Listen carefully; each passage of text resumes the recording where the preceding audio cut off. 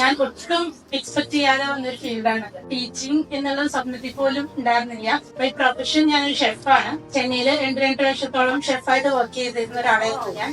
അത് കഴിഞ്ഞ് മാരേജ് ആയി, കല്യാണം കഴിപ്പിച്ച് അയച്ചു. പക്ഷെ എന്നിട്ടും കുറെ കാലം ഓൾമോസ്റ്റ് 1 ഇയർ പേസ്ട്രി ലെവലിൽ ഞാൻ വർക്ക് ചെയ്തു എറണാകുളത്ത്. അത് കഴിഞ്ഞ് സെക്കൻഡ് ഡെലിവറിക്ക് ശേഷം ചുമ്മാ വീട്ടിലിരിക്കുമ്പോഴാണ് സ്വീറ്റ്സിന്റെ ആഡ് ഞാൻ ഫേസ്ബുക്കിൽ കാണുന്നത്. അങ്ങനെയാണ് വേണോ എടുക്കണോ വേണ്ടോ ഒരുപാട് പ്രാവശ്യം അങ്ങോട്ടും ഇങ്ങോട്ടും പലരോടും ചോദിച്ചിട്ടും ഒക്കെയാണ് ശരി ചെയ്ത് കളയാം, ചുമ്മാ എന്താവും അറിയാലോ എന്നുള്ളൊരു ഫ്രാങ്കായിട്ട് പറയാണ്. ഒട്ടും ടീച്ചർ ആവണം എന്ന് പോലും ചിന്തിക്കാതെ ഞാൻ ഓപ്റ്റ് ചെയ്തൊരു കോഴ്സാണിത്. അതിനുശേഷം ക്ലാസ് എടുത്തു, ട്രെയിനിങ് തുടങ്ങി. ട്രെയിനിങ് കഴിഞ്ഞു.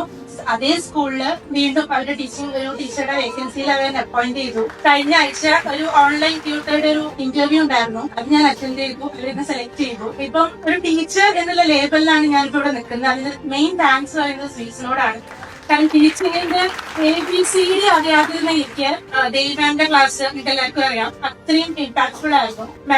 മാം നമുക്ക് തരുന്ന കോൺഫിഡൻസ്, അതുപോലെ ബാക്കി എല്ലാ ടീച്ചേഴ്സിന്റെയും നമ്മുടെ ടീച്ചറായിട്ട് എങ്ങനെ മാറണം എന്ന് നമുക്ക് തരുന്ന അഡ്വൈസസ് ഒക്കെ അത്രത്തോളം ഉൾക്കൊണ്ടിട്ട് മുന്നോട്ട് ഇറങ്ങാൻ കഴിഞ്ഞതുകൊണ്ട് മാത്രമാണ് ഇന്ന് ടീച്ചറായിട്ട് എനിക്ക് ഇവിടെ നിൽക്കാൻ പറ്റിയത്. അതിന് മെയിൻ താങ്ക്സ്